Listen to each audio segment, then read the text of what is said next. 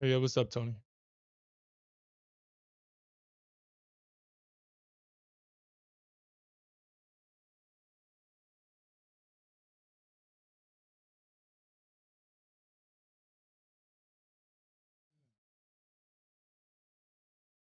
I wonder why the market is already slow. Everything seems slow right now. I mean, what's up with that?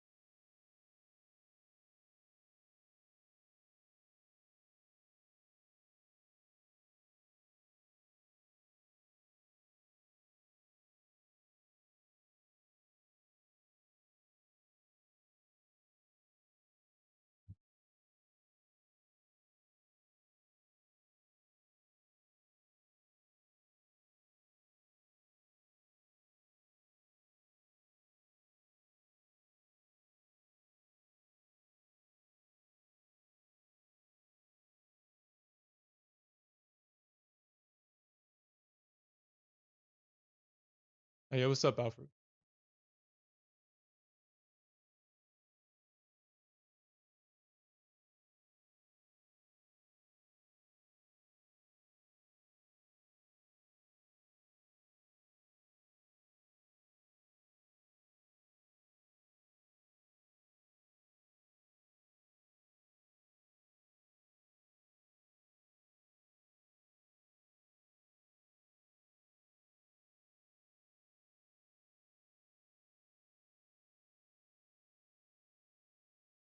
Hey, what's up, Rocket?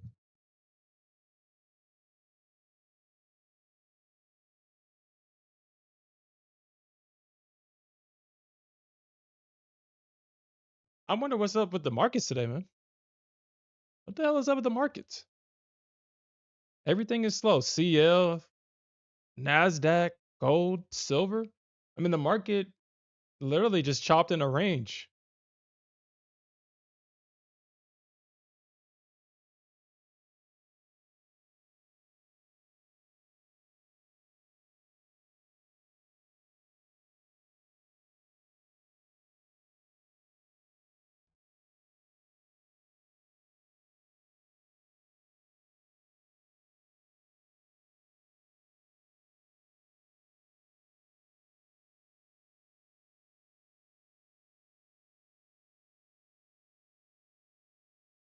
Hey, what's up, Santiago? You said it's your first day trading from almost a week. The market's been that bad.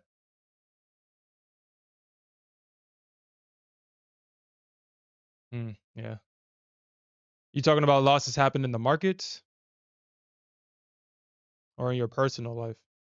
But yeah, I definitely agree. A lot has happened. Honestly, I feel like this that situation in Iran is a distraction. Like okay. I feel like that's a distraction from something else. Because we got that big push in CL and then nothing. Right? Nothing. We got that big push and then it went right back to doing what it normally does. It's like so at least when silver got high, that shit was running every damn day. Gold and silver. But look at what's not happening. We're not seeing any real movement in gold. We're not seeing any real movement in silver and none of the precious metals. We're not really seeing anything in gas or in crude. I haven't looked at natural gas. Well, I guess we can look at natural gas. I guess we're not really seeing real movement in these markets anymore. Has the market already digested and taken into account the extent of this war? Because we're not seeing real volatility anymore.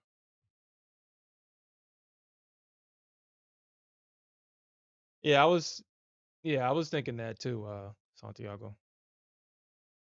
I'm waiting for the market to break out of its range so we can finally get some movement because you can trade the range. You can definitely trade the range for sure. It's really dangerous to do so because I mean it works in hindsight. It's like, oh man, I should have taken that trade. I mean, yeah, you're right. In hindsight, yeah, you should have taken that trade, but if you really look at it, there's really nothing. There's no setups right now. So what I'm waiting for, so usually my strategy for when the market isn't doing anything, I wait for the 15-minute orb. I want to see the market break out of that. Or if the market doesn't necessarily do anything with the orb, I'm looking at the initial balance and seeing once the initial balance formed, then okay, then we can start to strategize about some trades because either I can fade the breakout of the high or the low. I can trade the 50%. If it does break out and sustain its breakout, I can trade the pullback. That's usually my strategy when the market doesn't present too much information overnight. And I saw this earlier when I looked at the charts, and I guess CL. I mean, I guess I still have my CL instincts because CL did exactly what I thought it was going to do last night. It was going to run the highs at 90. It literally did exactly what we talked about. It ran the highs at 90. It came to this little double top, and if it failed to break out, shorten it right back into the range, and that's exactly what CL did. And I do like that, but at the same time, CL just moves too slow. I feel like if CL kind of sped up a little bit, kind of like if it sped up a little bit, if it just presented and delivered its price action a little bit faster, I would consider trading CL more often. But it's just too damn slow.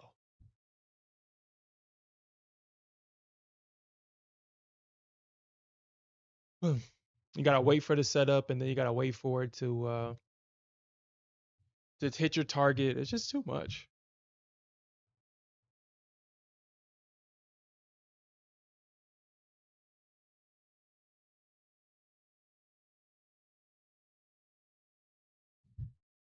Mm.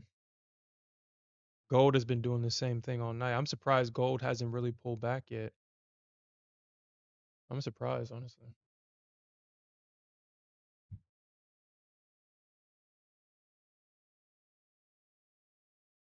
Connection lost.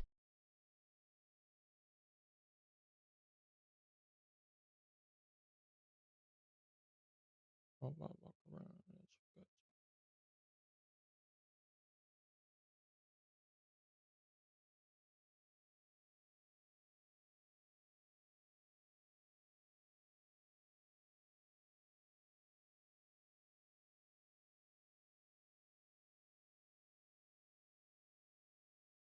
Mm.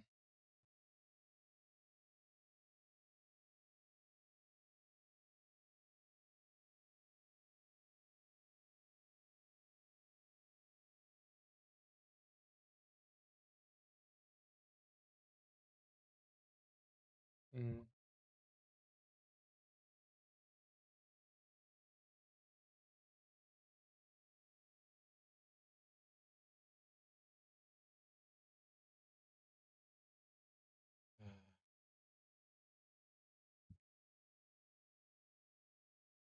So we got some news at 10. Let's look at that. Or well, 9 o'clock for everybody else that's in Central. I think everybody's probably Eastern. Yeah. So if we got existing home sales. Huh.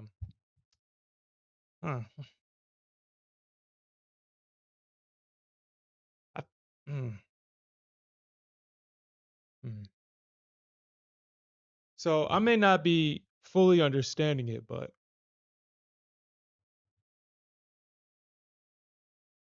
Ugh. I wonder what existing home sales does for like the Nasdaq.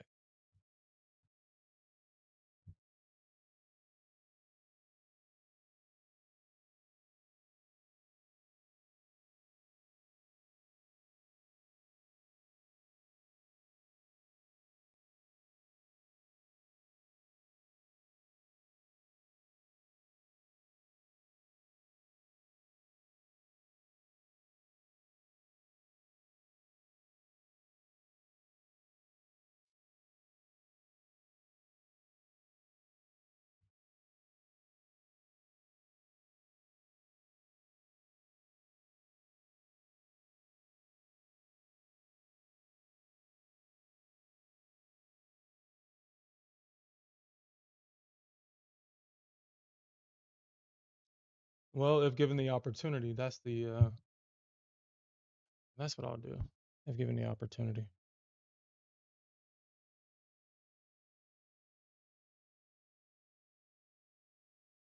Oof. All right, so gold has broke. Okay, so gold has broken out of that range. So gold has broken out of that range. So what I'm going to do is, so the market's been ranging all night, right there. That's our range. We see that the market actually, the range actually might be something more like that.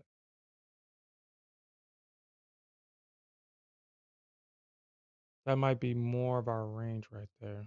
Yeah, something like that. Something like that. This is where we got most of the anyway, that's not the point. Roughly this is what the range is. And we're now seeing the market break out from that range.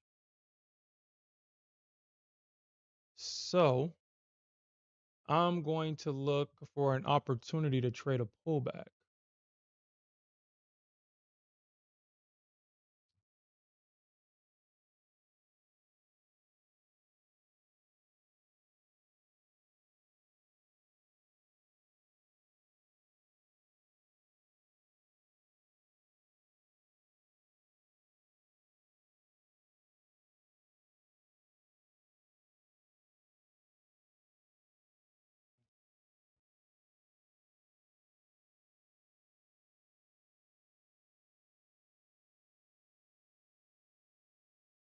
That's interesting. Stupid.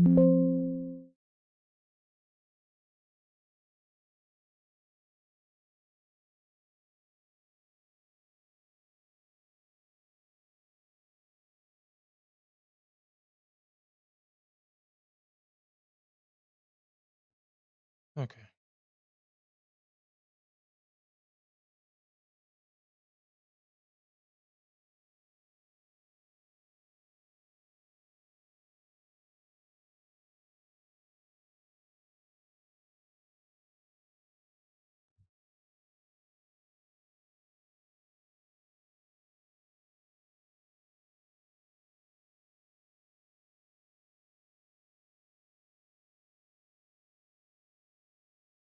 Okay.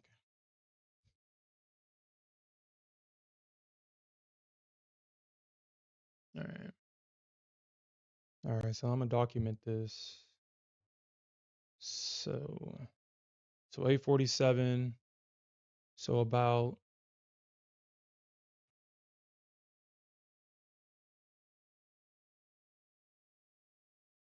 hmm,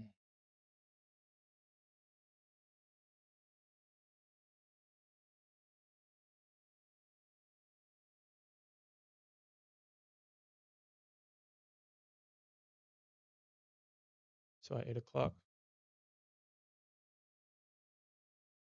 You said on the daily we bounced on the 200 EMA, and I'm assuming that you're talking about the Nasdaq.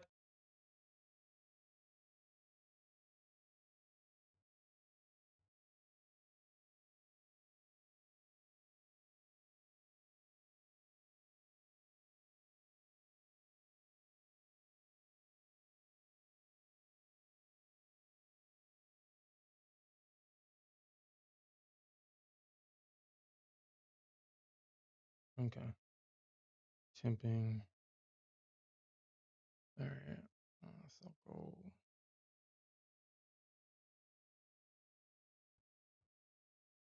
All right. You know. hmm,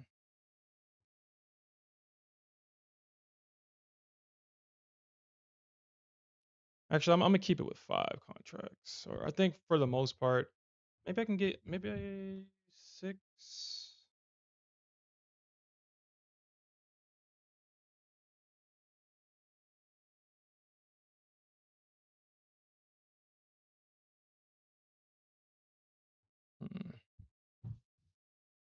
5 contracts.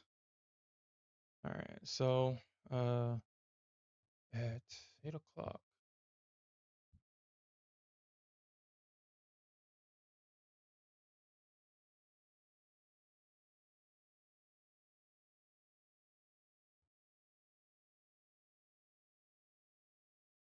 Oh yeah, I gotta do that shit.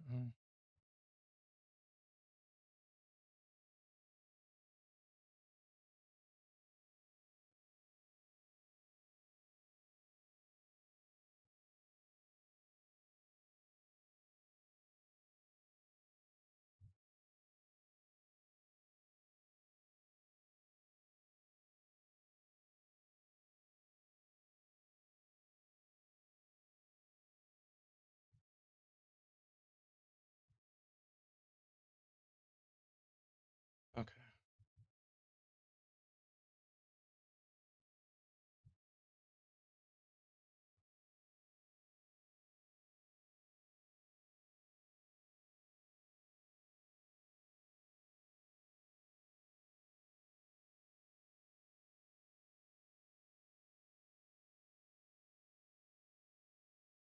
Yeah, I think so.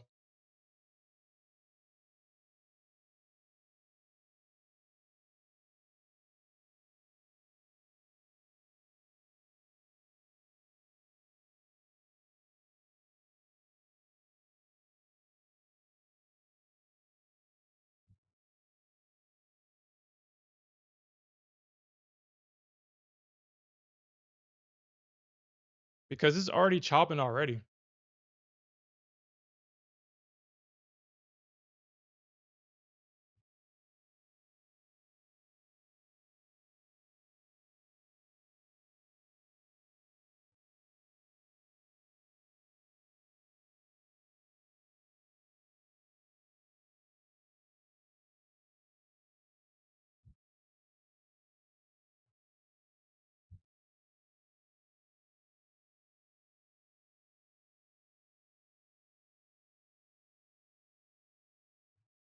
Oh, let me see if I can make this more clear.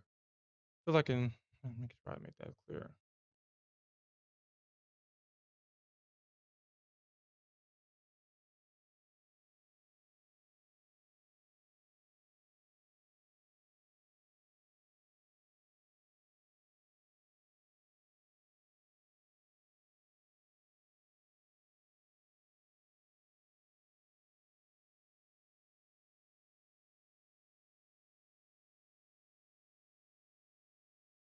Okay, well, wow, this is probably the first time that I told AI to correct my grammar and or my structure of how I wrote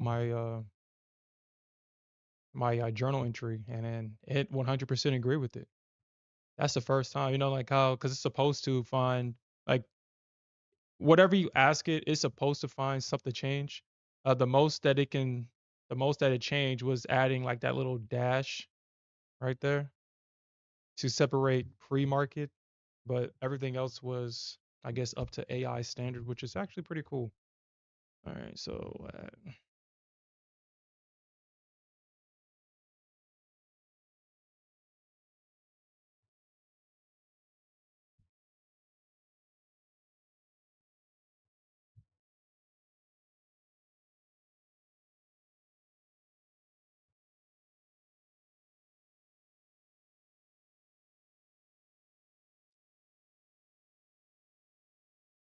at 184.7.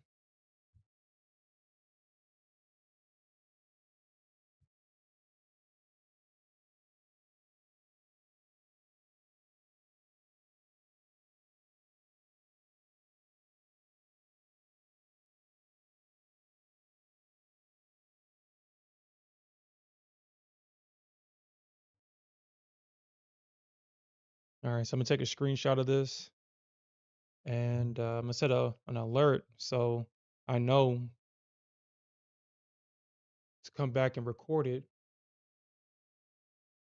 So this is the screenshot, the entry of where I place my limit for a price to come back into the range. You know, honestly, what I probably should do, because I see this happen a lot, is when I see an expansion from the range and then we make another leg higher, like a two-legged pullback. What usually likes to happen is that it likes to pull back before it takes out this low, like right there, that little order block right there, and then it bounces. I like deeper pullbacks because they're high probable trades, but I mean, this right here would have been a good trade too. Actually, this would have filled my target actually right there. But all right, so let me set a limit real quick. Let me set an alert, and it's an alert. Gold is crossing down past 184. So 184.8. So it's passing down. So I'm gonna create that. All right. So everything is set up. Everything is set up. Yeah, we have CPI tomorrow.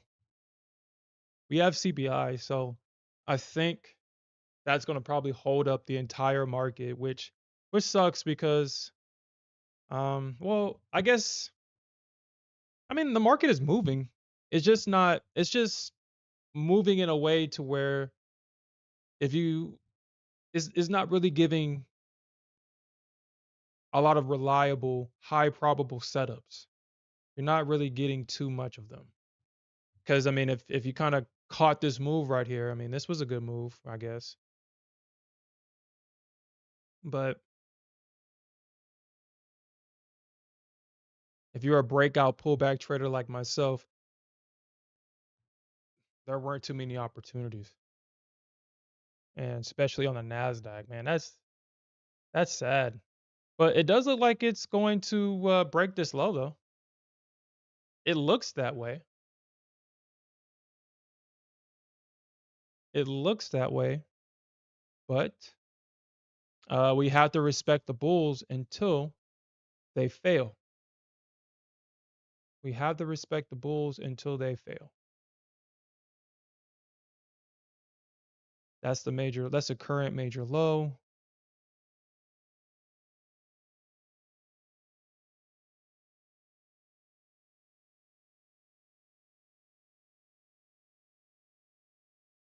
Actually, I don't even think I probably got it on this. I probably should put that on there. Yeah, okay.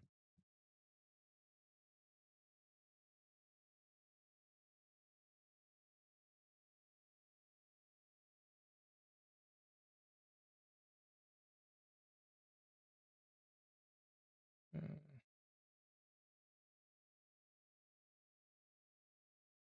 mm. You say you want to see a touch of 800?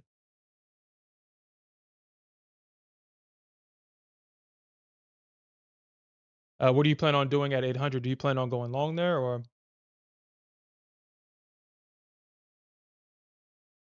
All right, so that's that right there. That's the major low.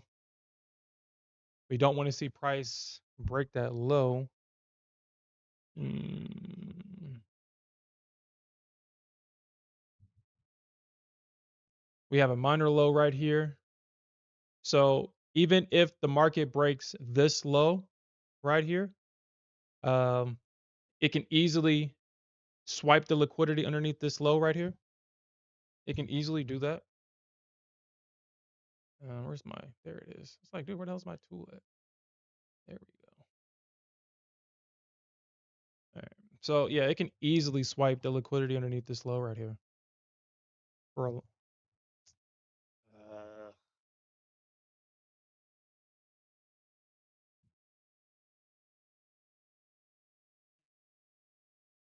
yeah, right here for a long. So Uh, I feel that if the market it'll just use that liquidity, we can probably see a sweep of this low right here, probably.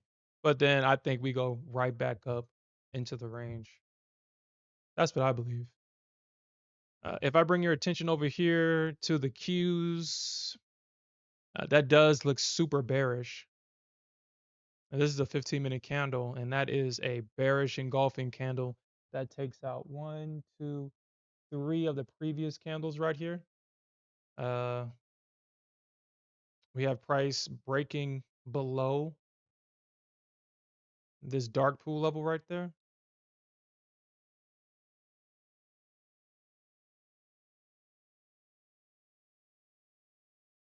But overall, it's still in that 30-minute range.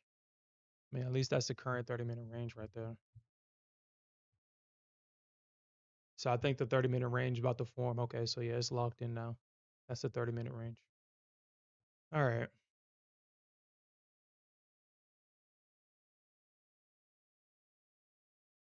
Yeah. Yeah, I think so too. If we even get there, that's a very powerful statement. If we get there, because it feels like we're not going to get there.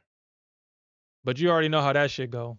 I mean, it chops, chops, chops, and then we get a little flash, a flash of dopamine, a flash.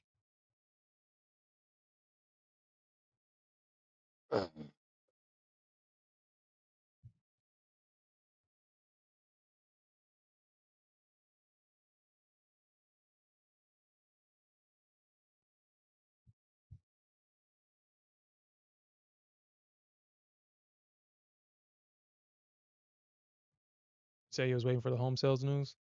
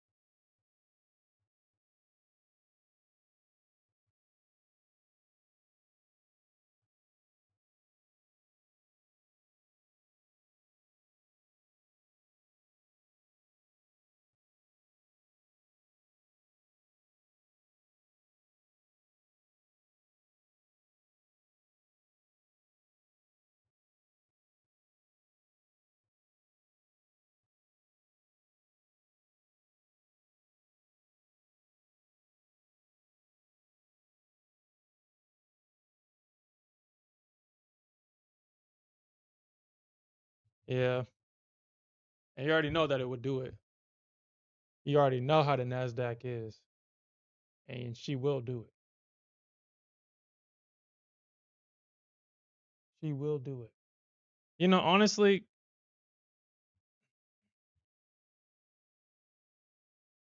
this does look like a good short right here. I mean, if this was gold or something and not the nasty Nasdaq, this right here would have been a great opportunity for a short. But this is nasty Nasdaq, isn't it? She's nasty. I think what's going to happen is she's going to get to this level, act like she wants to short, and then squeeze everybody out. Uh, if we do see a squeeze here and we see a break, well, I guess the initial balance isn't done. So the initial balance still has about 27 minutes before it completes. But we do have prior structure here. So I mean, even if we do see a break past the structure, because the orb is already finished. So in a situation like this, uh, I I pay attention to the most recent structure. The orb is already done. So the orb, so right here, so this high to about right here is the orb right there. So technically, we're seeing a breaker structure of that orb right now. Technically, well, it's not even technically. We're seeing a breaker structure to the downside with the orb.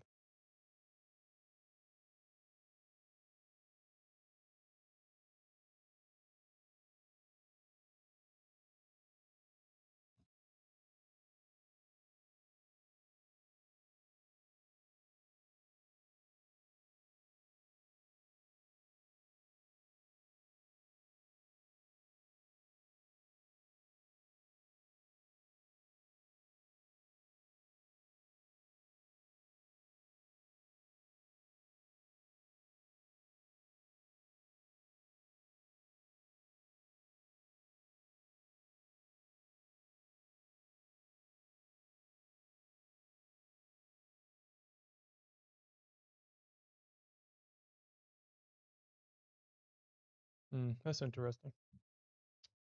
That is interesting.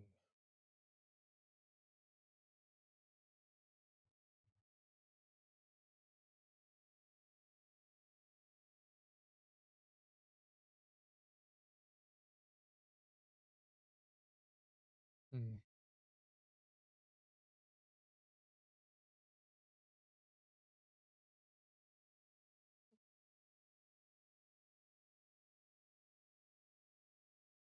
You say you got in long on you got in long right here.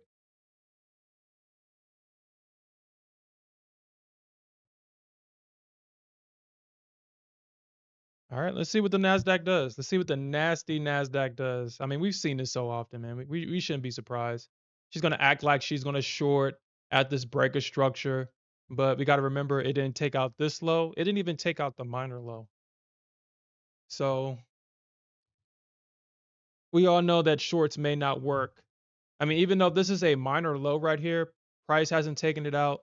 So you still have to give the bulls the benefit of the doubt. You still have to give it to them. So I definitely agree with that long, Santiago. It made sense. Yeah, look at it. Look at what she's gonna do. Acting like she's gonna short, and then you know what I should do? I'm in the sim on this trade. I'm in the sim. Just want to make that clear. I think I'm gonna just trade. I'm gonna fade that breakout right there because I think that's what she's gonna do. I think that's what she's gonna do right here.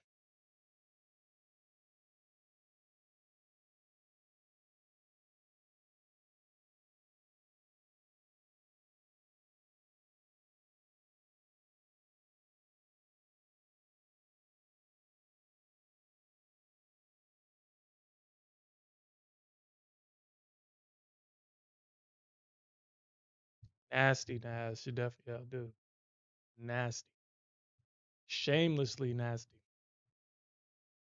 Shamelessly.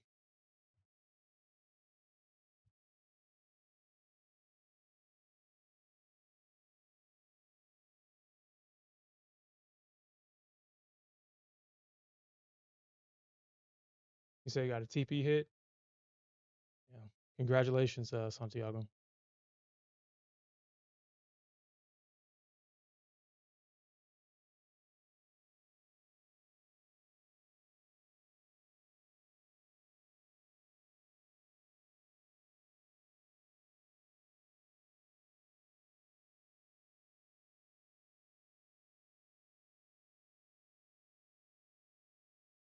All right, let's haven't paid attention to silver at all.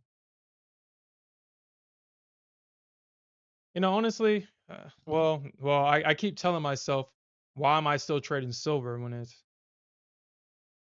so slow now? But I forgot. I would go 100% gold, but obviously with Top Step, can't do that. Uh,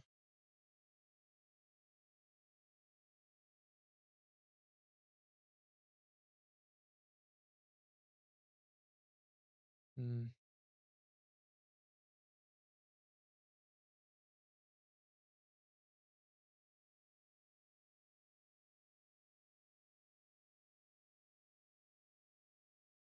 14.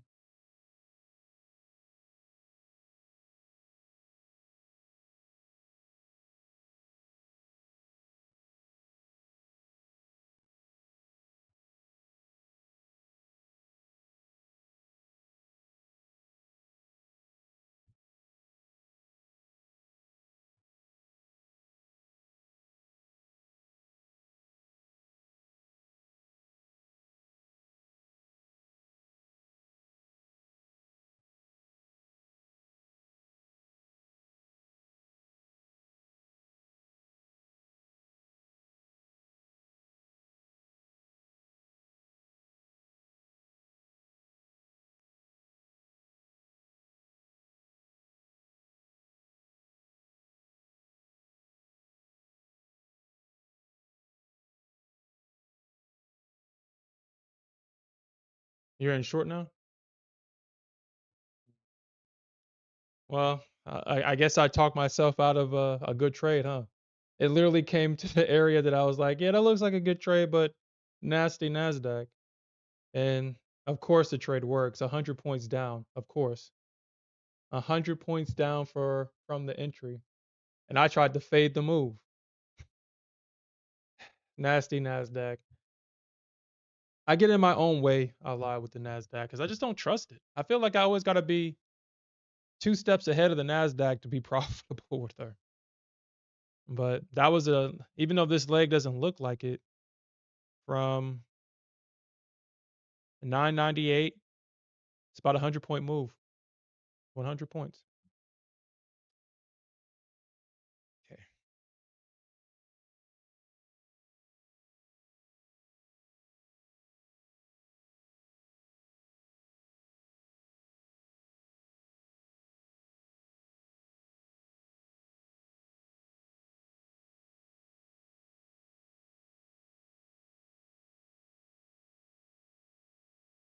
Yeah, that's definitely true.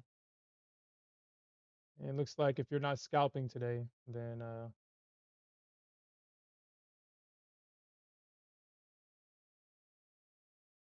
820.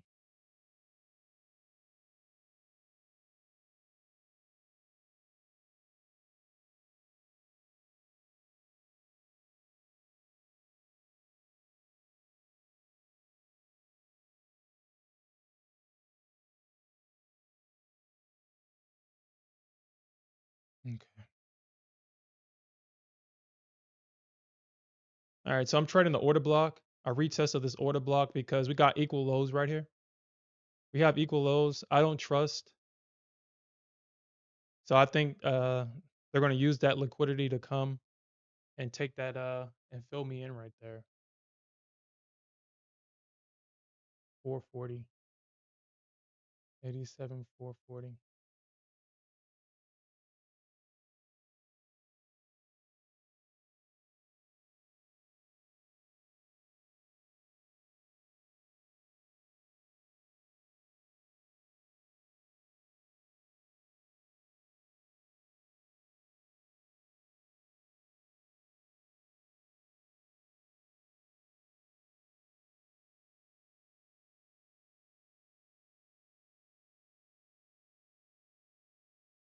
Okay. So it's about 912. All right, so isn't that interesting? So 819.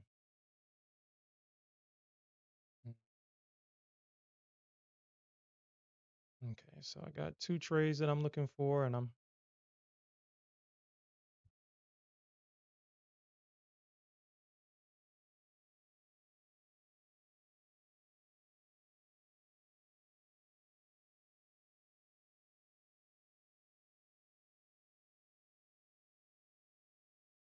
yeah. I mean, it is what it is. It's what it is. All right. So we're taking silver. Actually, this needs to get out of the way.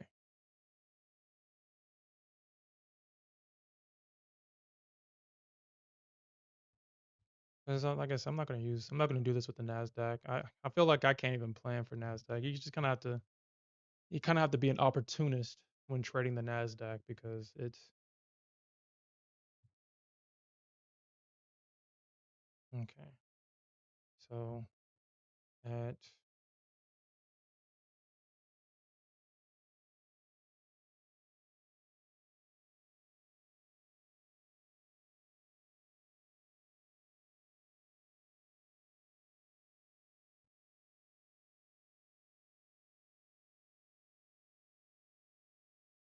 all right. So uh,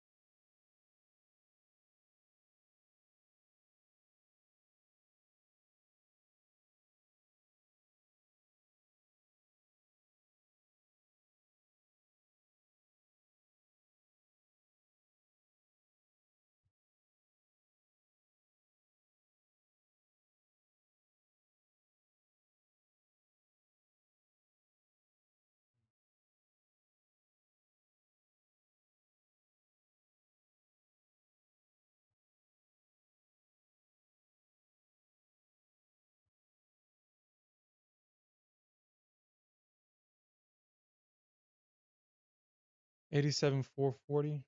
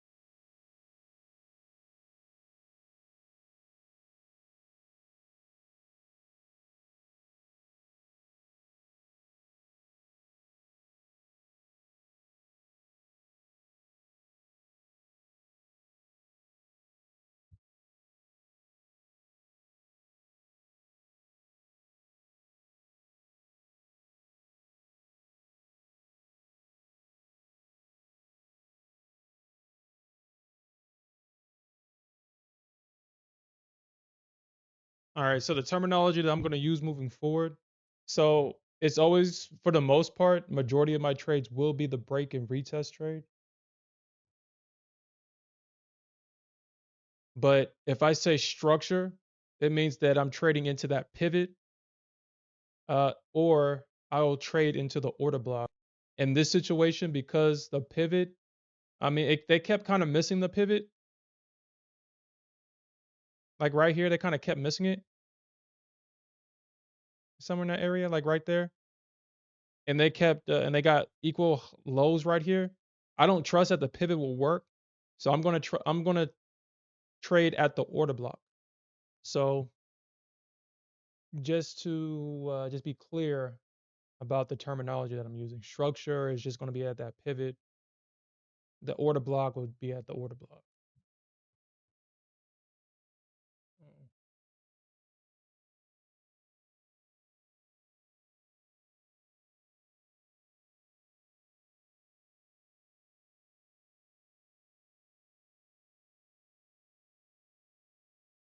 Yeah, that's probably, yeah. I think so too, Santiago. I think that's probably the best option. Yeah, I think that's like the best option because the Nasdaq has a very great, great ability to take back all of your gains. Like she'll give you minor wins and then she'll take away all of it. Uh, okay. Yo, look at me, dude. I'm 2 for 2. Okay. I'm 2 for 2.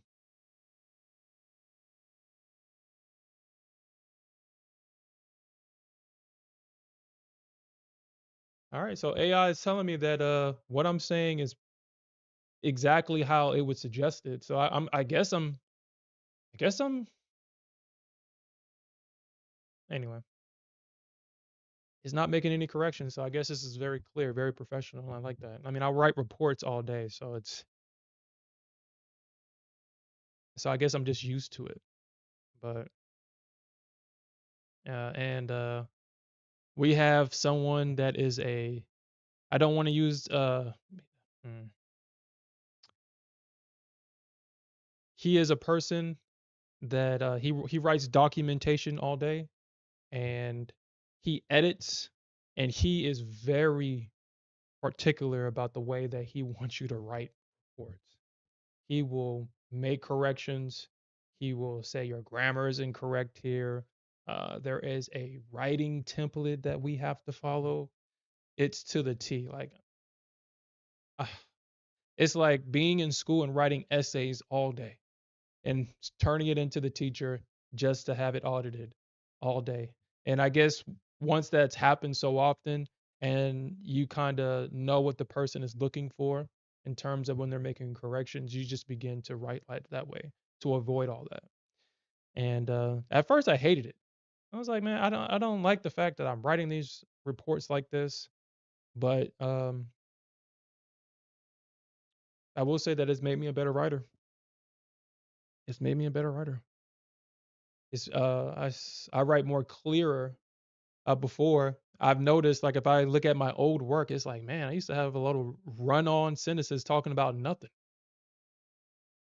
The way I previously, or the way that I like to write is like I like to tell a story, but when you're in a professional environment, I mean, the story is nice, but I mean, I got so much other things that I need to read. I kind of need to understand what you're trying to portray.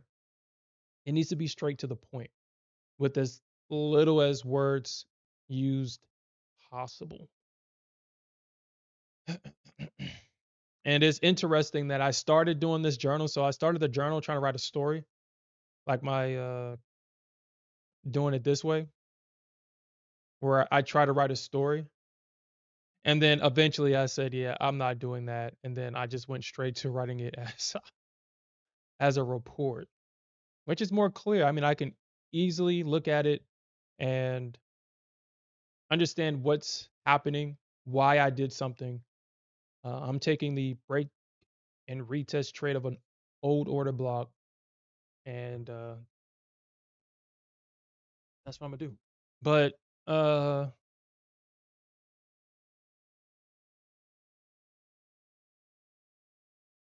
you see how the market bounced at this minor low right here, almost to the T. Actually, I think it did bounce to the T at this order block. I'm sorry, not this order block, at that minor low. And so that's why it's very important to make sure that you know where your major highs or your major low is and your minors. Because yeah, we gotta break of this. So the Nasdaq tried to be nasty here. Now that I'm kind of looking at it, it formed a low. We saw a break of structure. It pulled back into this range, and then we saw another break of this low. And I'm pretty sure a lot of people got short in this thing looking for a retest of this low, disregarding this low right here. Disregarding that low. And everybody that was in this short, I'm pretty sure if I pull a book map, everybody is like, oh my God, it's such a scam. It's such a scam. Oh my God. I was short and now it's back to my break even. And this is how the NASDAQ gets you. Because everybody that was short here, there was if they didn't haven't taken their profits, now it's highly likely. Well, shit. I mean, it's highly likely that they're at break even now, and the market is going to run them stops. And you already know what happens when them stops get ran. You already know. Stubborn bears just get stubborn. It's like shit. Either I'm gonna get my short or we're blowing this account. All right, so let's look at the.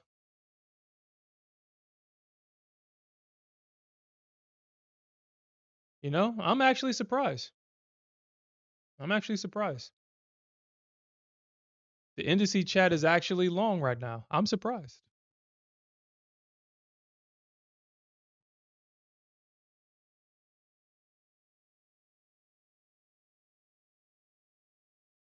Okay, there it is. Okay, so now they're going long now afterwards, but before everybody is like, "Oh, you're going long?" Here it is. There it is right there. Wait, y'all longing? How do y'all see longs? How do y'all see longs? Yeah, I mean that's how it gets it, man. Longs. He's shorted. You really hope it doesn't get insta cooked. So yeah, people are shorting this thing, and yeah, they're getting caught.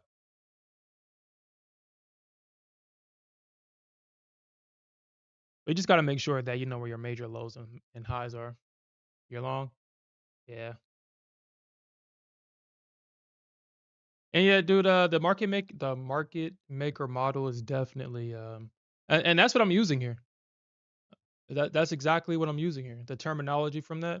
So I think I watched that video that you suggested, or maybe a similar video, Santiago, and understanding the major and minor lows have definitely changed the weight of that trade. It was a very powerful addition to my strategy because now I understand why shorts don't work and I don't become upset anymore because I understand it now. I became familiar with the game, and that was definitely the. All right, so I'm in. I'm in the sim though. Uh, like I said, I really don't care to trade Nasdaq anymore because I have to trade with such small side. It's so insignificant. But you know what? You know what? Like I said, I kind of wish I was. I kind of wish I knew about the 25K accounts on my funded futures. I can make the $1,500. Like if I trade Nasdaq, but I'm not gonna get any more accounts for a while though, because I got too many accounts right now. But uh, the 25K in a small size trading the Nasdaq is actually a cheat code, in my opinion. If I just trade like two or three contracts at a time, and copy trade like if I buy three accounts for $150 and just trade small, only trading maybe two or three contracts at a time. Like I think every position will probably be two. I'll start off with two micros and then probably add two more. And each trade would probably be, depending on how I set it up, I can probably lose like $100 per trade, if that. If that. Like let's do the math on this because shit, I might actually do that. But actually, well, I may do it, but I may not. Because like I said, I have these accounts, and I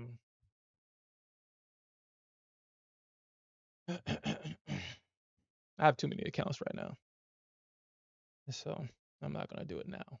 But it's something for the future. Hopefully they keep it. They know that, and then they have their 25Ks. They know that they're gonna make so much money in their 25Ks because uh, it's a 1 day pass. It's $1,500, $1,000 a drawdown. They know people are gonna gamble, and then they switch it to 5 days into a payout. So they know that they're going to make their money on the 25Ks over there at my funded futures. Hopefully they keep it at $50 because if it's not $50, I see no value in it. They got it regularly priced at $83 for a 25K, and then they say, hey, we'll take off $35, so it could be $50. That 50K, that $50 25K account is very valuable. It has a lot of value. So I do plan on getting it eventually, just not now. Too many accounts. All right, so far so good. I took the breaker structure here because this is what I was expecting the Nasdaq to do, was to take out the liquidity above this high and push higher. We're getting that so far, but we'll see if the market can sustain this move. We'll see. And I'm about to run out of time for my funded accounts, so it just kind of sucks. Yeah, I'm about to run out of time.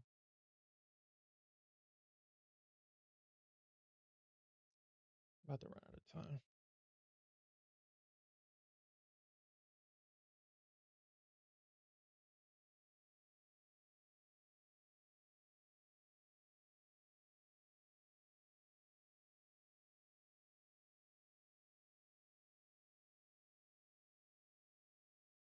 You stopped out in profit? Hmm.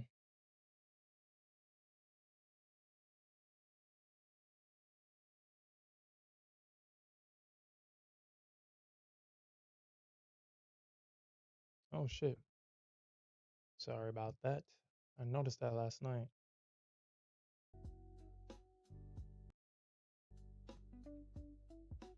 Smooth, smooth, smooth, smooth. But I have faith in this trade. Actually, maybe that's what I should do. I'm Yeah. Look at that.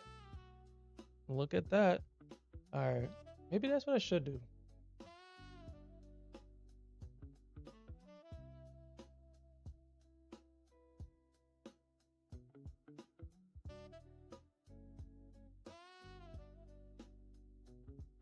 See, Santiago, that's what I'm talking about, man. Well, I mean, well, never mind. Never mind. What I was gonna say was That's why so what I've seen, I never move my stop to break even until I get, at least if I have multiple targets, I don't ever move my stop to break even plus one until at least I get paid, because the market loves to tap back into that liquidity before taking off. It loves doing it. Especially if you have a really good entry, is I always expect for the market to tap my break even at least one more time before taking it off, because you gotta remember it needs the liquidity. We're sitting right there. And what a lot of traders like to do is exactly what you're doing. But it's not a bad thing. You're just protecting your capital. It's not a bad thing. But the market knows that a lot of people will move their stop to break even plus one to protect their capital. And it's just an easy liquidity grab. So it stops everybody out. And then you just have to re-enter for the move. Yeah. And that's true too. No, that's definitely true. Definitely true. For whatever reason, I was thinking about that guy. I don't know if he's still on My Funded Futures. I forgot his name. I want to say Matt, but I don't think that's his name. And the guy that only trades the unicorn model or something like that. And what I was thinking about was when I used to watch that stream. Oh, Ash. Okay, is he still on there? Does he still do the segment with My Funded Futures? But anyway, what I was thinking about was you know, like how he says what he does out loud so he can hear. He stops. Giveaway stops. Oh, I didn't know that. Well, yeah. Eventually, I mean, yeah, they can't sustain a business that are giving free product away. But I remember him speaking loudly about what he wants to do, and that was I don't know if he explained why he did it, but I now have an understanding of why he does that, because we all know that emotions always will override logic. And so when you hear yourself say something and you commit an emotion to it, like it's saying, I want to be a professional trader, I'm a risk manager, my first job is to protect my capital, and you say that and you feel like a risk manager, then that becomes your emotion. Does that make sense? So if you're only thinking about it, but you don't feel it, you don't embody what a risk manager is, and if you only take one trade, he says it with emotion. I only look for the unicorn model, and he says it with emotion. And so he's not emotionally moved if the market moves, because what he says is that, you know what, it's okay, because even though the market is moving in my direction, it didn't present my setup, and that's okay. And you can embody that. Well, it looks like we're gonna get that first target hit.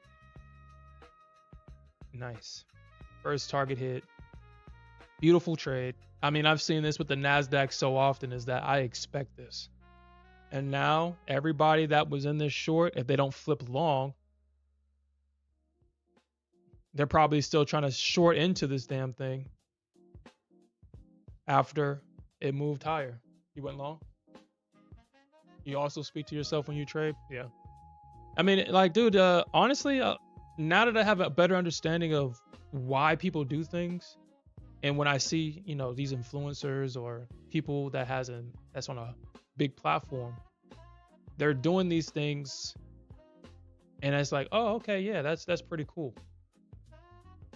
Actually seeing somebody do it instead of talking about it, theorizing it. And then you can do it for yourself too, when you just embody those emotions. And now it's like, well, I'm a risk manager. I'm a risk manager. My job is to protect my capital. I'm not a gambler. I'm a risk manager. I know that if the market expands, if it breaks out of a range, I know it's going to pull back. I'm going to protect my capital.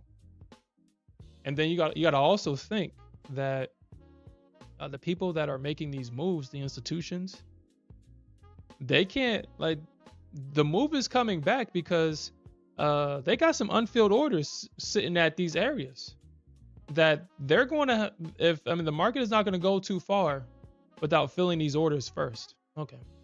So unfortunately, I wasn't able to get a trade in today, unfortunately. So I have to follow my rules here and cancel all orders on my funded account. Unfortunately, I wasn't able to get anything. But that doesn't mean that I can't still take this trade. It's just that I now have to take this trade in my evals because I'm free to trade my evals. I'm just not free to trade my funded accounts.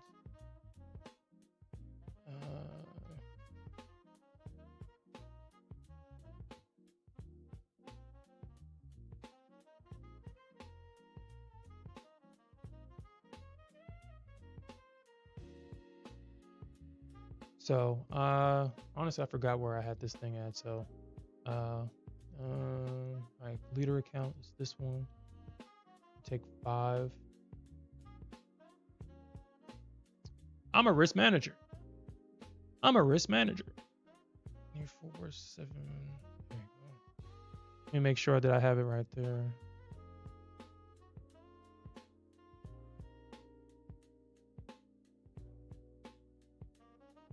All right.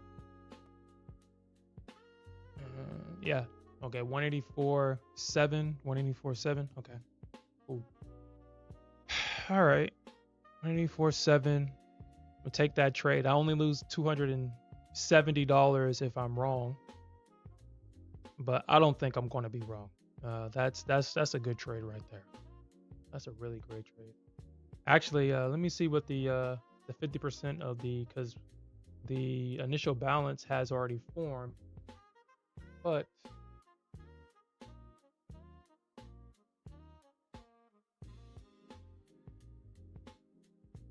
yeah, it looks like yeah.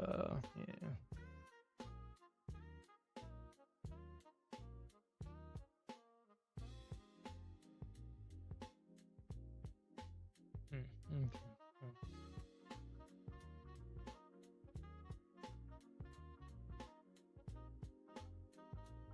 You said today's move was the pre-market sweep on the ES. Oh, yeah, I'm going to take your word for it because I'm definitely not going to.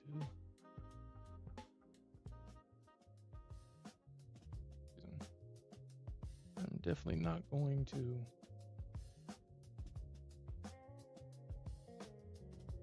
Pull up the ES. Wow, the initial balance. Wow, damn, the market is really chopping today, man. Hey, what's up with that?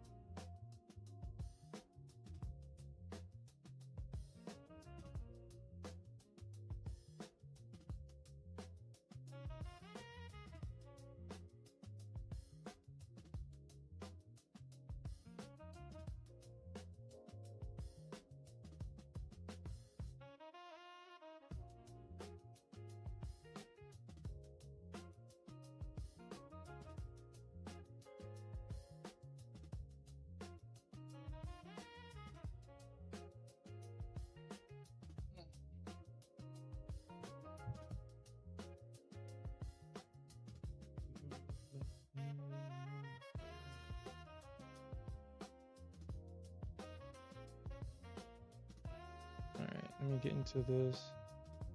All right. So silver.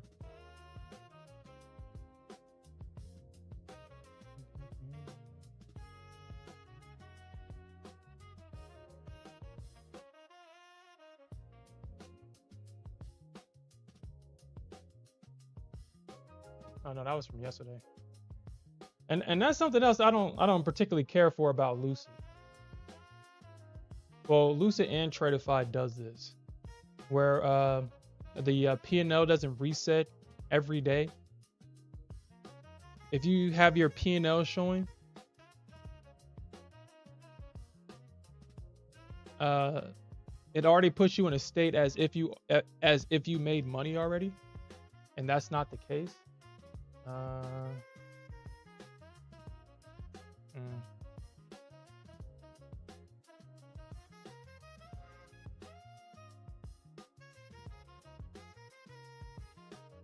something.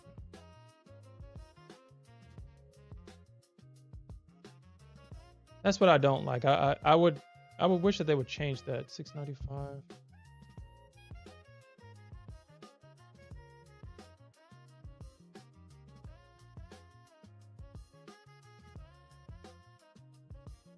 Yeah, 139.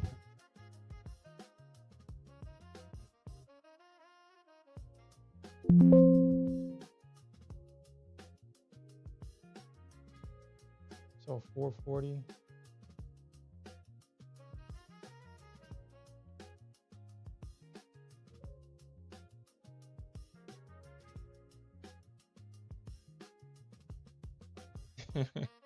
It was up 3.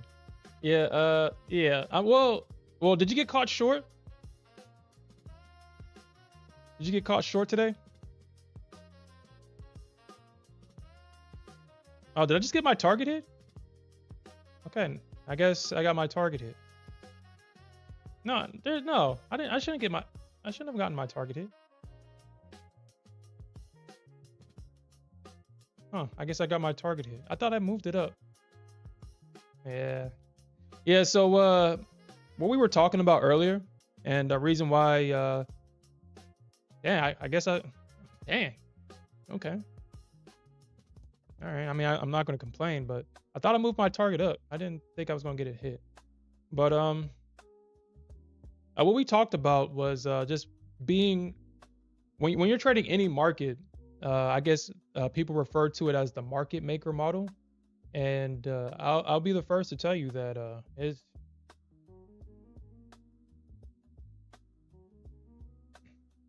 what's the word I want to use? It is you can apply this model in real time. It has what's that word I'm looking for? It's real. Anyway, the point. You can apply it and it returns real results. You just have to understand the current major low, the current major high, and if the market is trading in between these two levels, that is the current trading range. So you want to mark out your swing low, you want to mark out your swing high, and anything in between those two levels are considered internal liquidity. So what the Nasdaq did was this is a minor low right here, and you can see that the market double bottomed at this minor low. But look at what it did here. It formed a low, it broke structure, it pulled back, and then it broke that low again. This move right here induced a lot of people to go short, because without the context of the current trading range, it's easy for people to zoom in at this price action right here and say, oh yeah, that's a break of structure. It just made a lower high. It broke structure to the downside after the lower high. It pulled back and it broke structure again. Now, this move right here was more than a 100-point move. So, I mean, I understand that people were probably targeting this low. And that's probably why a lot of people got caught in this. But I mean, this is 100 points. I mean, that's not a bad short. But I know that people were targeting that low. I mean, it's pretty obvious. So what we did was we identified that high. We got in at the break of that structure, and we caught this move going up. This is people getting stopped out of their shorts. Now, I'm pretty sure the market is going to probably fade at that high. We're probably going to get like a false breakout or something like that at that high. Probably get a false breakout and then probably price coming right back into this range. But we are seeing a break from the initial balance. So this is a break of structure. So shorts, if people are still shorting into this, they're just going to fuel this market higher. It's going to probably pull back, probably somewhere in this area where we got structure. And then we're going to see at least a retest of that high. That's what's highly likely to happen here. Highly likely to happen.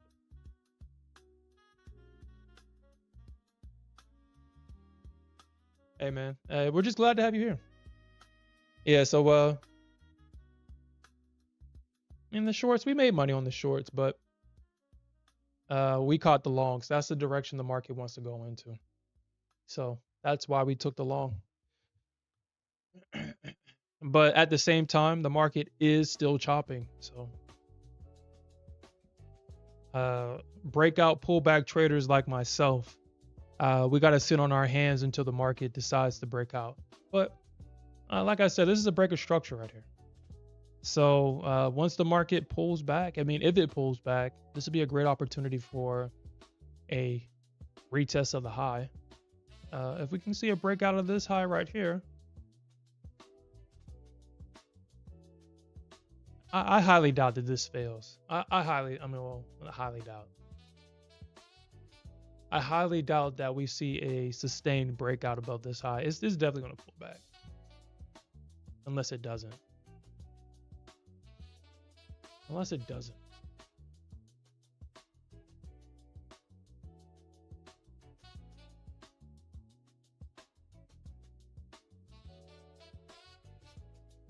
Yeah, silver and gold is still giving me a hard time. Still don't have anything. Guess we can look at gold. We can identify what the current. So right now, it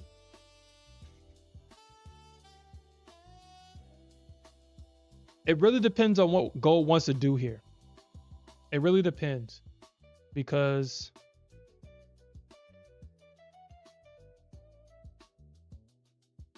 this is the range, and this would be the current trading range right here on gold. This would be the range. Last major swing, this was the major high before price continued to break out. But we have structure breaking past this low. So we could see, and we're seeing price holding off at this level. We could see a pullback here. But as long as price doesn't take out this low, it's still bullish. It's still bullish as long as it doesn't take it out. I guess we could potentially see the market take out this high on gold.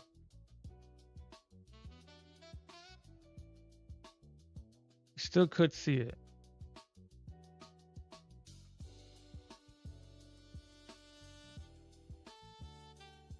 But if it takes out this high, not only would it be a breaker structure of these equal highs right here.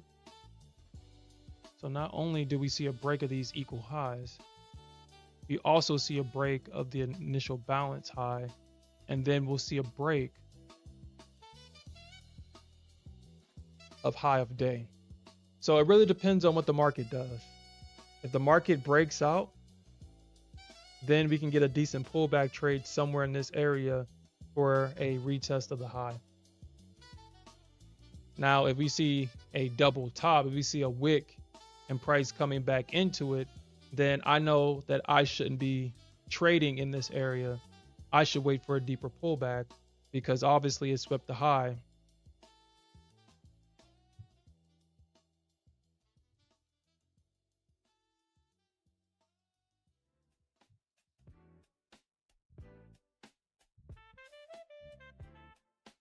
Obviously it would sweep the high, and we'll probably see a break of that low for a deeper pullback, and then we'll probably see a bounce there.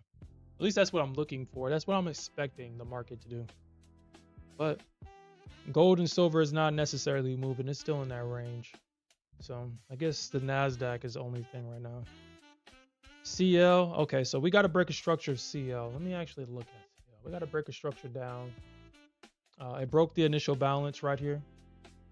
So we got to break a structure. So now if we see a pullback, we can actually probably take a trade right here.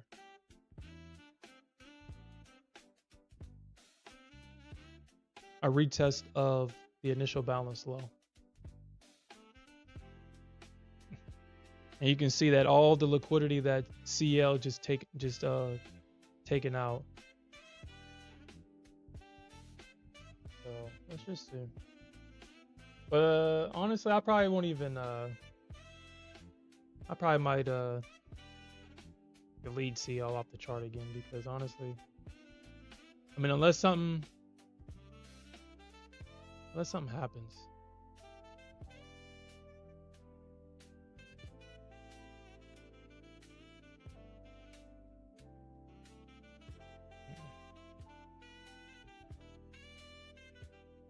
Yeah, CL just moves too slow. I don't care for it. All right.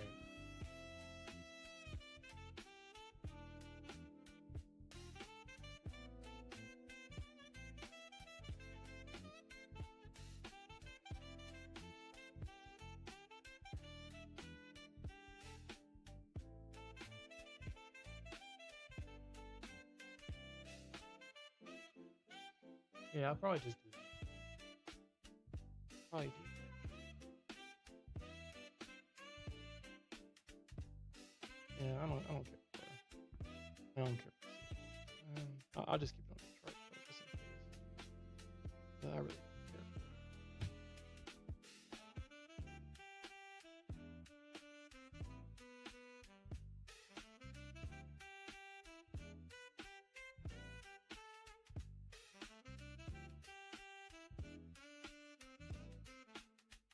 Yeah, it's emotion. It's logic.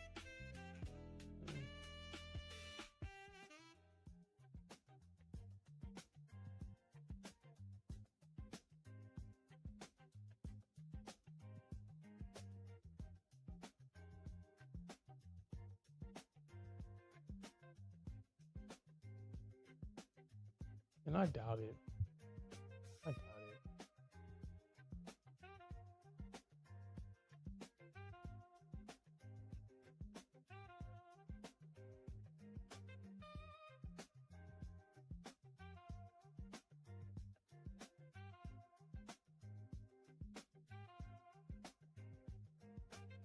I wonder why I don't have that.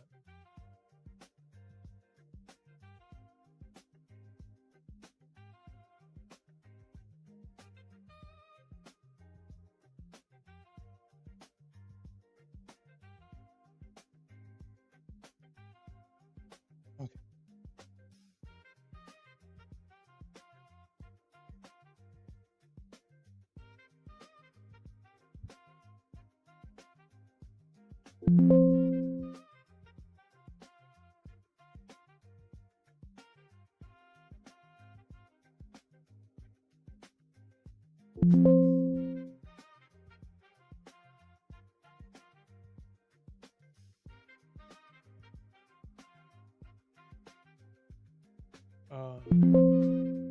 Yeah, I guess that makes sense.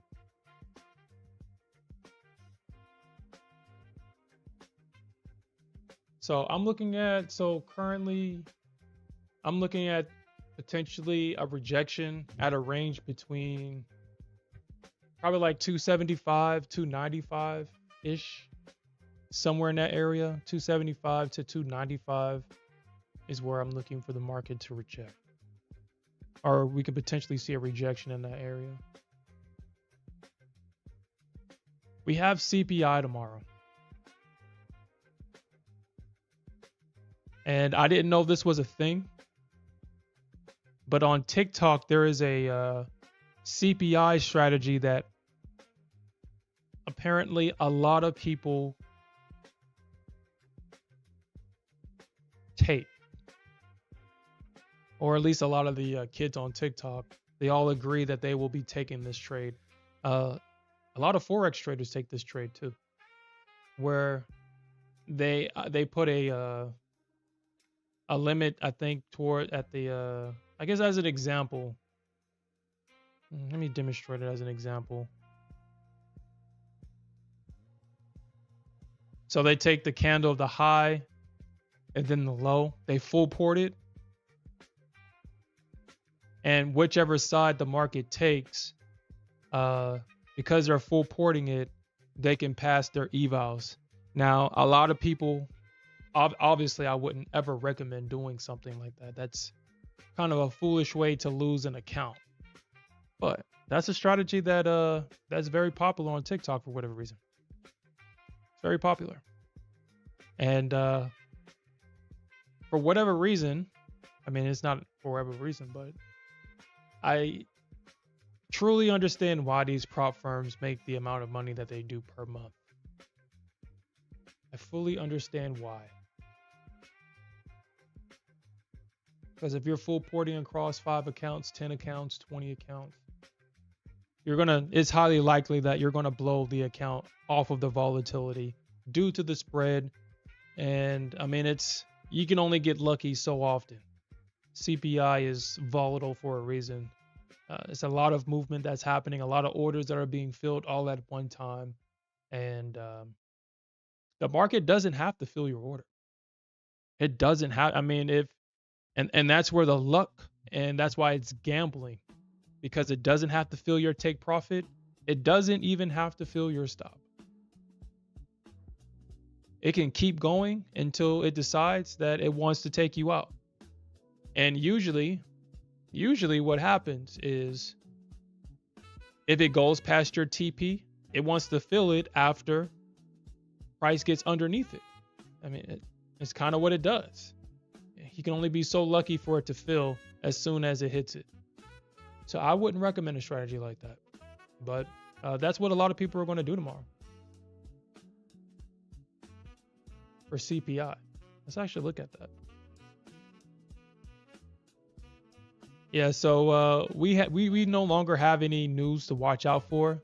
I mean, the only thing that we have to watch out for is, maybe some breaking news with the Iranian war, or Trump tweeting something on Truth Social. That's the only thing that. Actually, I guess what we should do is we should.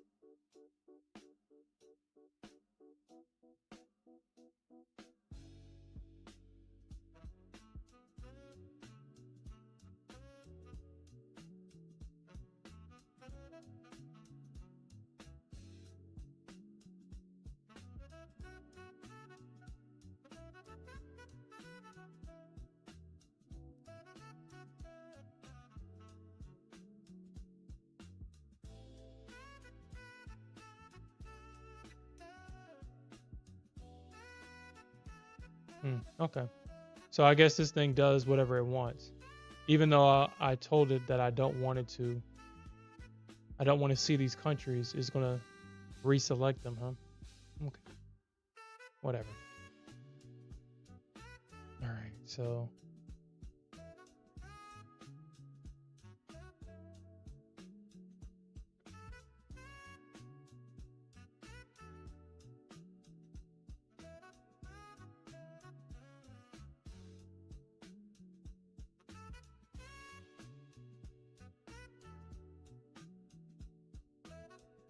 Okay. All right. So we've taken out this high. We've taken out high a day.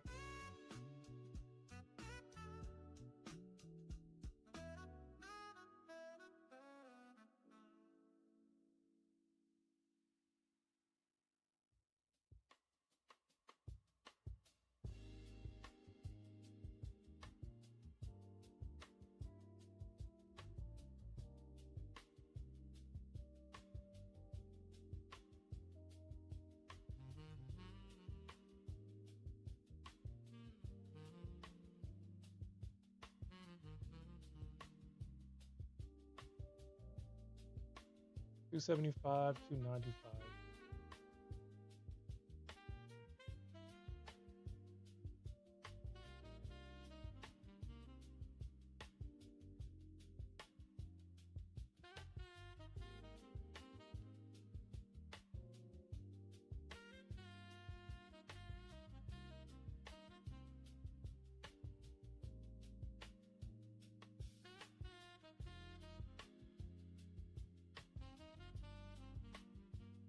Okay.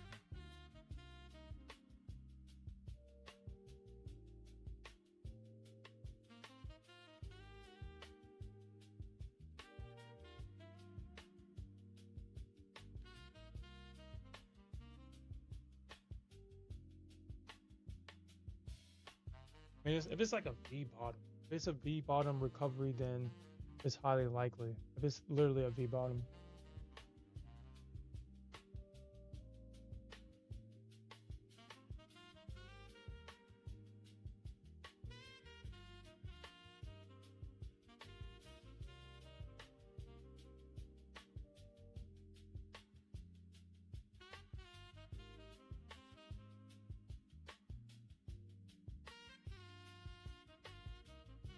yeah, I'll just wait on it. I'll just wait on it.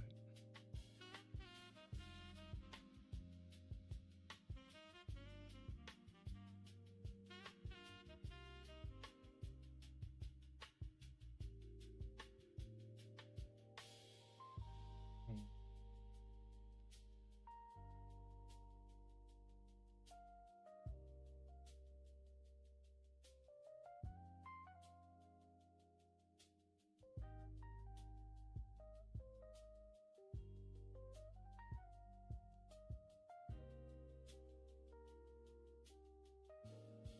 All right, so this trader right here probably blown his combine because there's no way that he should be up.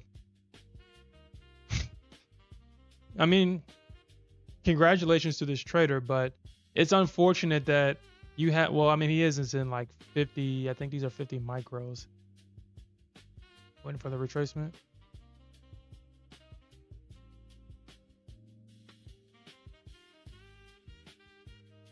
Looking for 24,000. Like this trades like this, uh, you can only dream about. So when silver and gold was going absolutely insane, one of the traders in the Discord said that he set a limit that he forgot about, and he had his TP at like 24K, didn't even think that it was going to hit. He went to sleep on it, and he woke up 24K richer. And to add the icing and the cherry on top of the cake, it was in an XFA. So just imagine waking up to 24K in your XFK. I mean, in your XFA. Man, he was saying that, man, I was wiping my eyes, I was refreshing the page to make sure that it was real. He got his wife to make sure that it said the number that it said. Just seeing that amount of money in your account when you wake up, that's a beautiful thing to wake up to. A beautiful thing to wake up to. Beautiful thing. And this screenshot made me think of that. Beautiful thing. Now let's see what the top step indicator is saying. He says he already lost 30K. Oh, wow. Unfortunately. Said already lost 30K on a blown one.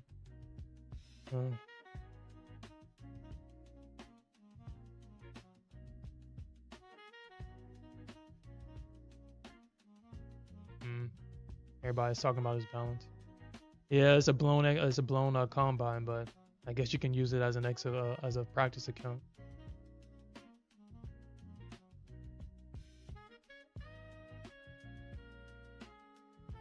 Okay. The top step indicator. I do look at the sometimes I do look at the chat to see what direction everybody else is trading in.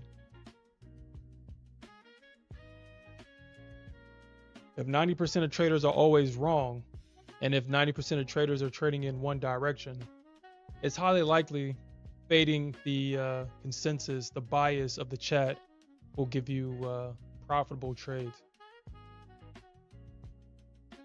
Yeah, I'm waiting on that retracement too, Santiago. We may not get it. It might be quick.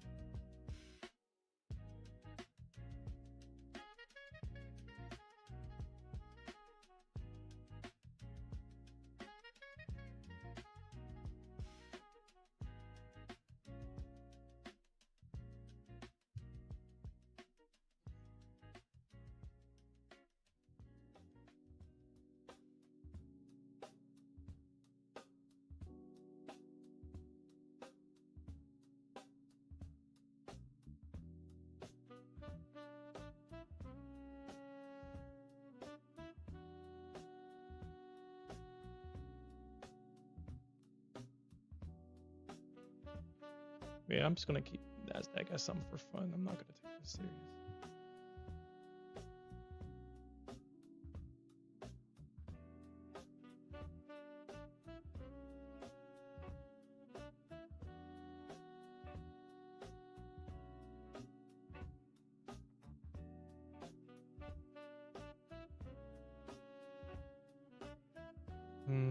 A very aggressive trade would be at 105. This would be a very aggressive trade, but it could work. We are in premium of this range. This would be considered premium of this leg right here. So anything above that blue line would be considered premium.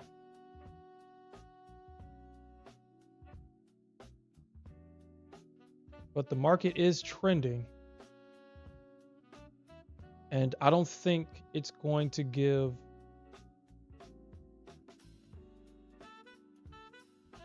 too many opportunities for a safe pullback.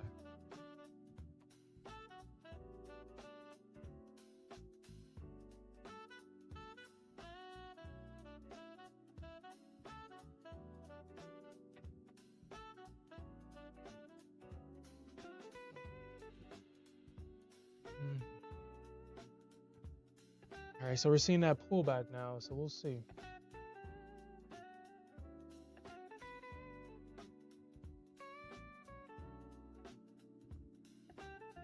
You know what? I'll take the trade. I'll take a trade. I'll take it.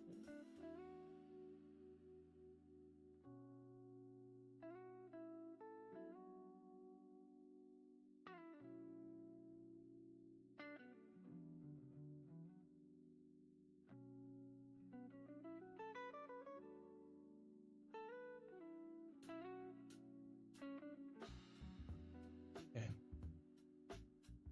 You said ES hit the swing high and dropped? Yeah.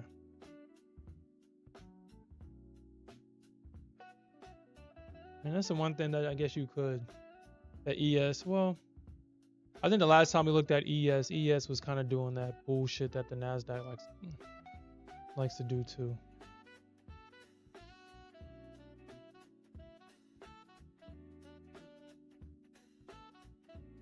Man, how do you trade the ES now, man?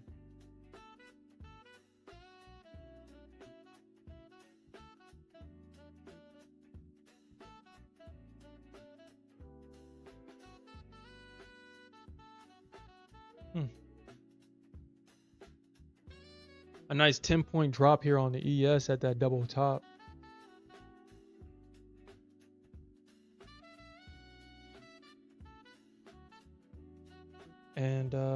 I mean, we kind of know.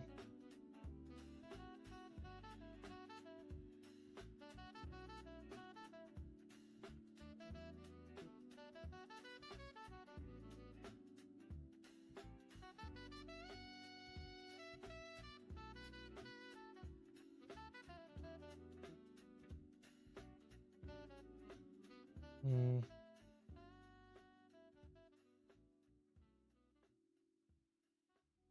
Yo, congratulations on that, man. Santiago said that he's making money this morning. Congratulations, bro.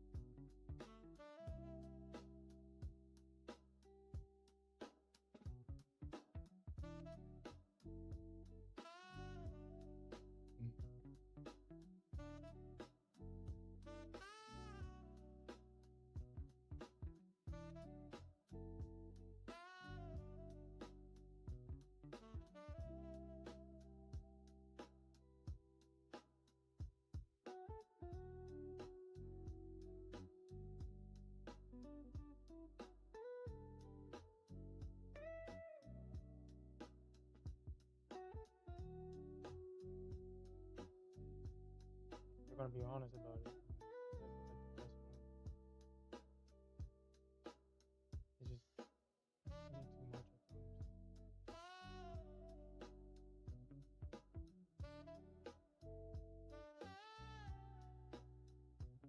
Looks like gold finally broke out of that. Gold finally broke out of it.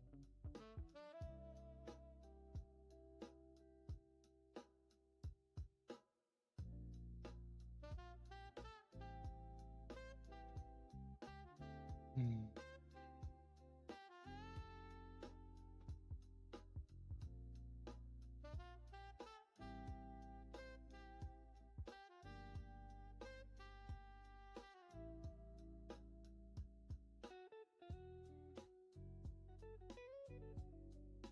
Oh my god. Oh my god.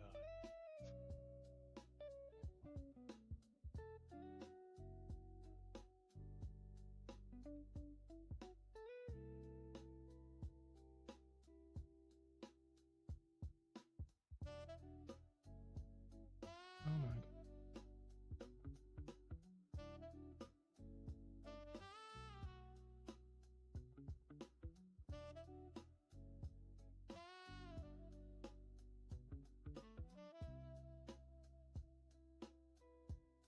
Okay.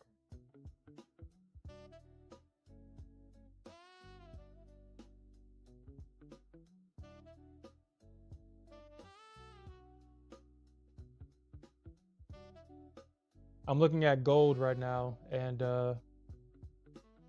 man, well,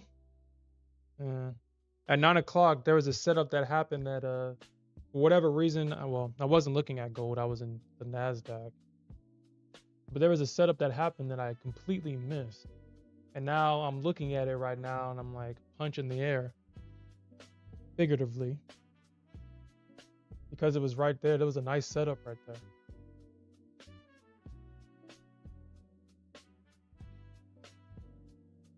Just show y'all guys what I'm talking about. Right there. Right there. Well, yeah, well, I guess let me just add some context. That purple line is the value area high. We've seen the market, at least gold, the value area high and low to be a great area to get like a retest of the value area low or the value area high in this instance. A good trade. A retest of the value area low is a good trade on gold. And I missed it. Or I didn't notice it, which is crazy. I mean, that is the downside of trading multiple instruments. because if you're focused on one, you're not going to get the setups, or you're not going to be aware when setups happens on the other instruments unless you have alerts or something like that. But with everything being dynamic,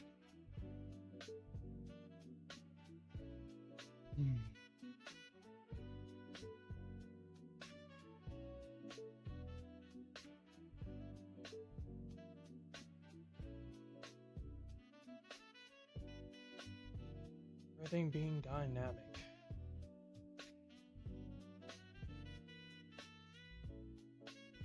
Hard to keep up. So I'll focus on this Nasdaq and gold specifically, because gold it moves a lot more than silver. Just want to keep Nasdaq for fun. Just focus on these instruments. Silver, I mean, unless it takes out that high, I mean, I guess we could potentially see a rejection at 390 on silver.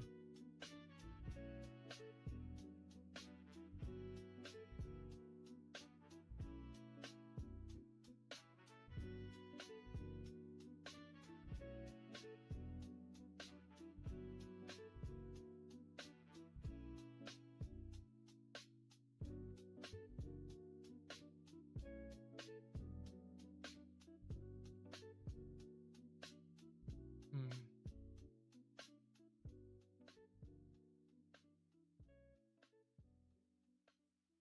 Yeah, that's definitely not it.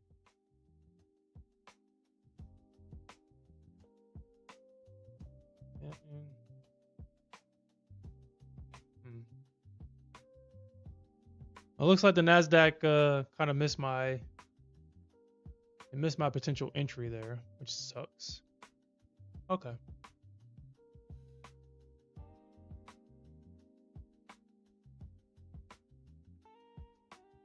Okay. Yeah, I would have to pull this order right here because this is a move I was looking for.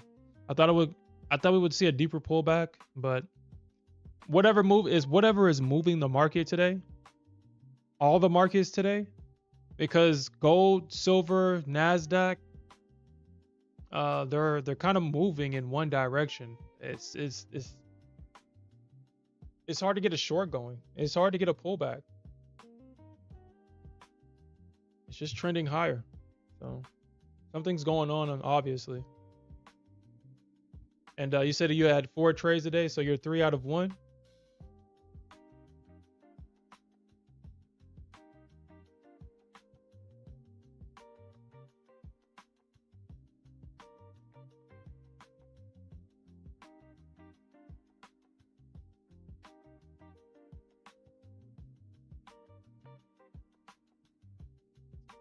Yeah. Okay. So.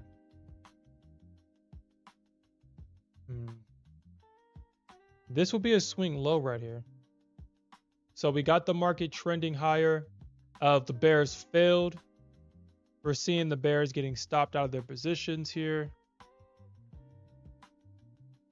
They failed to break away from the 21 EMA. You can see that the market is trending on the 21 EMA. We got the market to fail. They broke below the 50. They pulled back to the 21. This is where the bears failed, right here. And you can see that this is where they're getting stopped out of their positions, right where they failed, and the market is continuing higher. So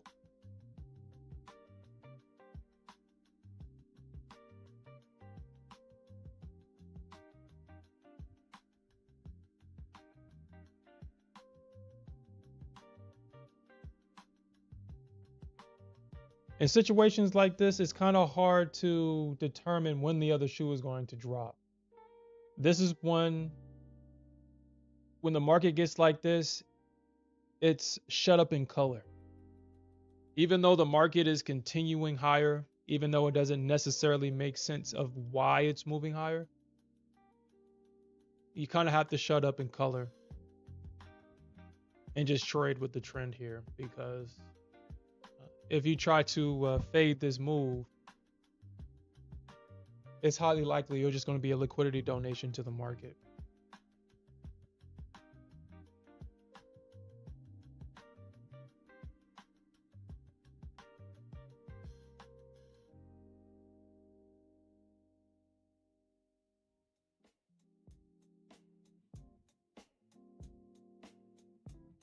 Hmm.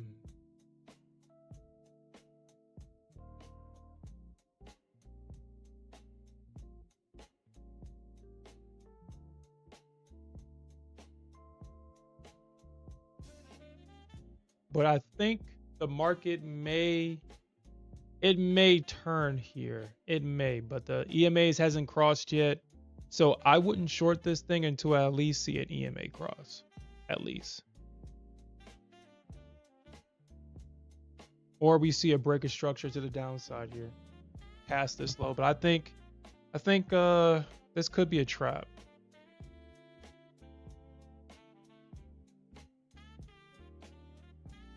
We see the market kind of break that.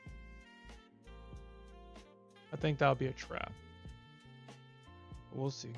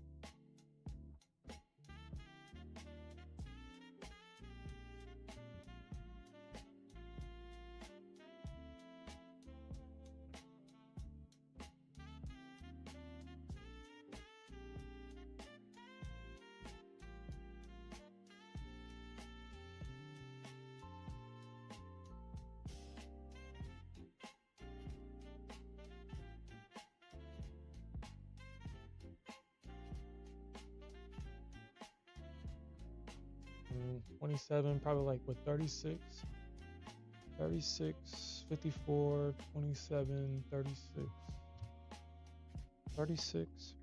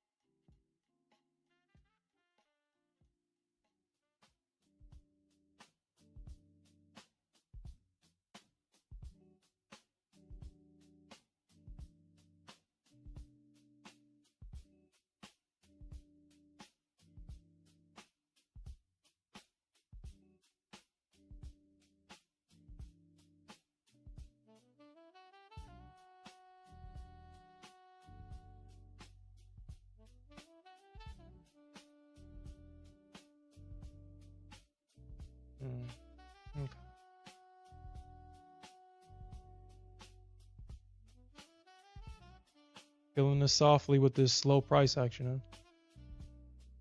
Huh? Okay.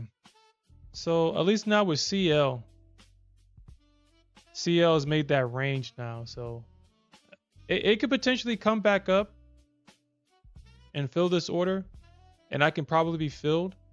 But if the market breaks above this, this is equal highs. And they'll run these stops. And then they'll probably pull back and continue higher on CL.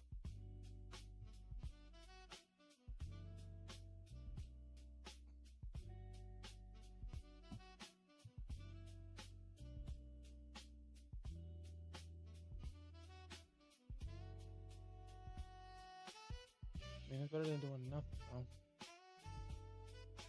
Better than doing nothing. All right, so yeah, all the price action is pretty much done for the day, or at least for right now. I guess the market is just preparing itself for CPI. We'll probably get some action in the Asian session. Hopefully, we get some action in the Asian session, because that'll suck if the market doesn't move tonight.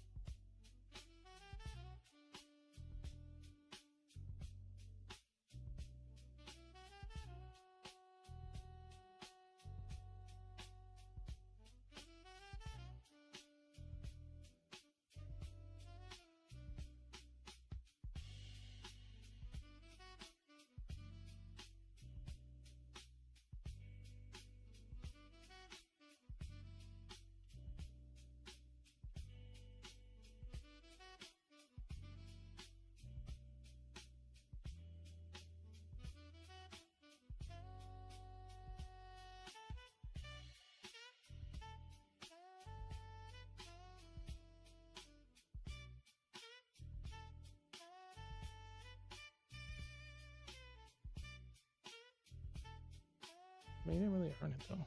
I mean, it's a good idea, but it's just.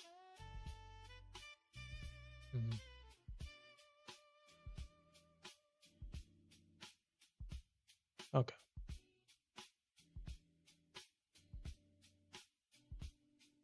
Filling in softly with the price action. All right, man. I kind of already shared where I believe the market is going to potentially see a rejection. I'm looking at an area between 275 and 295. That's the range that I got marked out, and that's the area that I'm expecting to see the market react at. If we don't, then that's fine. I'll just reassess the charts, and we'll find another opportunity. But we may not. We'll see if the market breaks out over lunch. I do expect for the market to at least pull back. The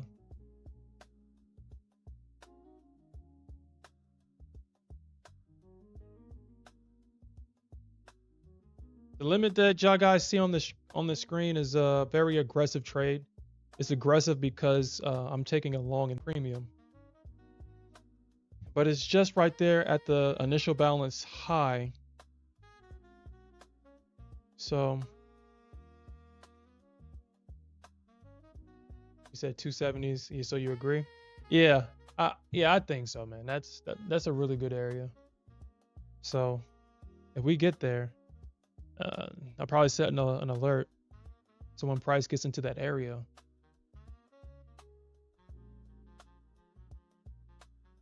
most likely take a trade there. But I already know the Nasdaq. She's going to be nasty first. She's going to be nasty at first before. She's not going to give it to it easy unless she does. And if she does, then shit, I'm not going to complain about it. But we'll see if this aggressive entry gets filled and we can see a move higher.